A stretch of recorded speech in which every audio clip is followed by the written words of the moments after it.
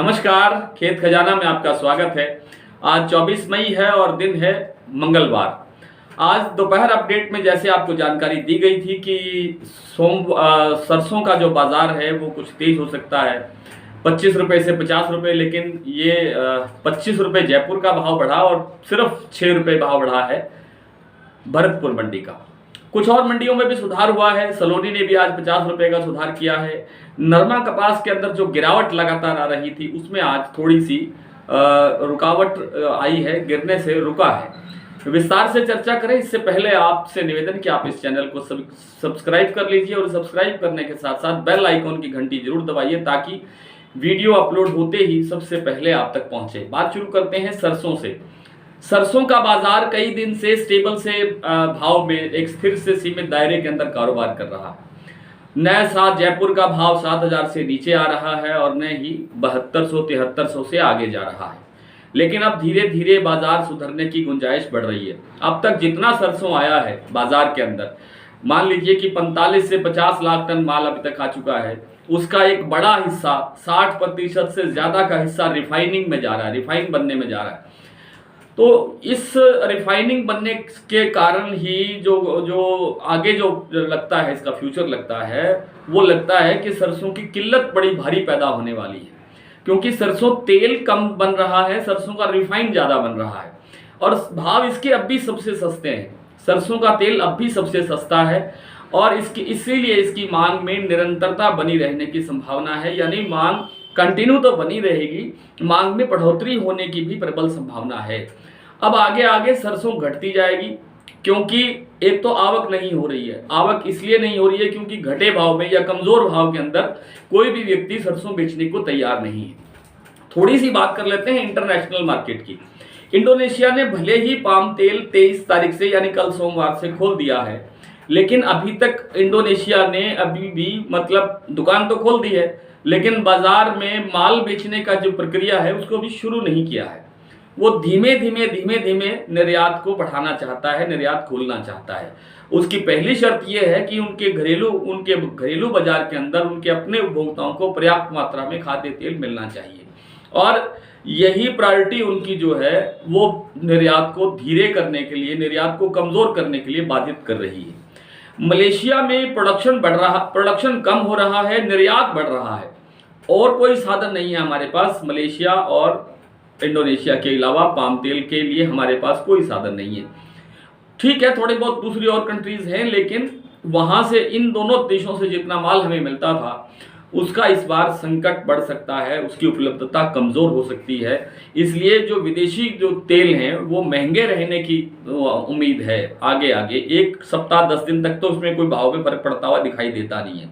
हालांकि आज केंद्र सरकार ने थोड़ा सा संकेत दिया है कि वो शायद जो राइस ब्रान जैसे तेल हैं उनमें जो ड्यूटी है, आयात शुल्क है, वो 35% से अधिक है, उसको कम कर सकती है, उसको 5 से 7% तक कर सकती है। कब करेगी, कितना करेगी, ये अभी देखने की बात है। हाल फिलहाल में सरकार ने वाणिज्य मंत्रालय से एक लिस्ट मांगी है कि कौन कौन से खाद्य तेल ऐसे हैं जिन पर ड्यूटी घटाई जा सकती है, वो दीजिए ताकि उन पर चर्चा शुरू करें। अभी आधिकारिक स्तर पर बातचीत हो रही है, फैसला क्या होता है उसके बाद दिखाई देगा। यदि सरकार ड्यूटी घटाती है तो सरसों के तेल के बाजार पर भी हल्का सा दबाव दिखाई देगा एक बार ही, जो कि साइकोलॉजिकल प्रेशर होता है।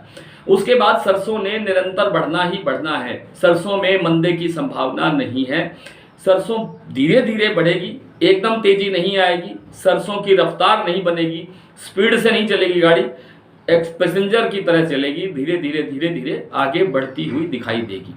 बात कर लेते हैं कॉटन बाजार की। तो कॉटन की जो 2 दिन से गिरावट आ रही है, 2000 रुपये तक बाजार उत्तर भारत की मंडियों में टूट चुका है। हालांकि दक्षिण भारत की मंडियों में इतनी बड़ी गिरावट नहीं आई है, वहां रुई के बाजार में गिरावट देखी जा रही है, क्योंकि उधर रुई का कारोबार अधिक है, तो रुई उनकी प्रायोरिटी है। रुई स्पिनिंग मिलों को चाहिए और स्पिनिंग मिलों ने, दक्षिण भारत की स्पिनिंग मिलों ने 2 दिन से कामकाज रोक रखा है, रुई की खरीद रोक रखी है, इसीलिए ये बाजार के ऊपर दबाव है। लेकिन कल जो बाजार 12,000 से नीचे जाते हुए दिखाई दिए थे, आज उस बाजार में 12,000 में 100 रुपये, कहीं 150 रुपये प्लस हुआ है। 12,000 से बाजार थोड़ा सा उठा है, आगे बढ़ा है। अब हालात ये लगते हैं क्योंकि देश भर के अंदर कॉटन की कमी है, उत्पादन इस बार बहुत कम रहा है, करीब करीब 1 करोड़ लाख गांठ कम आई है। और इसके अलावा इंटरनेशनल मार्केट के अंदर भी कॉटन की उपलब्धता कमज़ोर है। आयात माल के जो संभावना है वो क्षीण होती जा रही है। कब होगा, कितना होगा, कैसे होगा? 40 लाख गांठों की आयात की छूट मांगी थी व्यापारियों ने सरकार से, सरकार ने छूट दे दी, आयात शुल्क खत्म कर दिया। लेकिन आयातित माल कब आएगा? और वो सीधा स्पिनिंग मिलों को जाएगा, क्योंकि वो रुई आ रही है, नरमा नहीं आ रहा है, ये आपका कपास नहीं आ रही है, कच्चा माल नहीं आ रहा। तो इसलिए लगता नहीं है कि बाजार इससे ज़्यादा और गिरावट की तरफ बढ़ेगा। हालांकि ये कहना बड़ा कठिन है कि वापस बाजार 14 साढ़े 14 हज़ार का स्तर देखेगा या नहीं देखेगा। और इस तरह की दूसरी तमाम खबरें पूरे विश्लेषण के साथ हमारे डेली बुलेटिन अखबार में प्रतिदिन सुबह 7 बजे से पहले आपको व्हाट्सएप पे उपलब्ध होती हैं। आप उस डेली बुलेटिन की सदस्यता ले सकते हैं, उसकी मेंबरशिप लेकर के आप उससे जुड़ सकते हैं। आइए कुछ मंडियों के भाव देखते हैं। आज भरतपुर का भाव रहा है 6,841 रुपये, कल से 6 रुपये सुधरा है सिर्फ।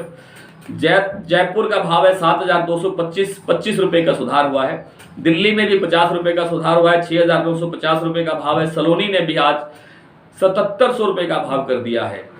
कल सुबह 7,500 रुपये पर कारोबार था। कल से अब तक 24 घंटे के भीतर 200 रुपये की बढ़ोतरी हुई है।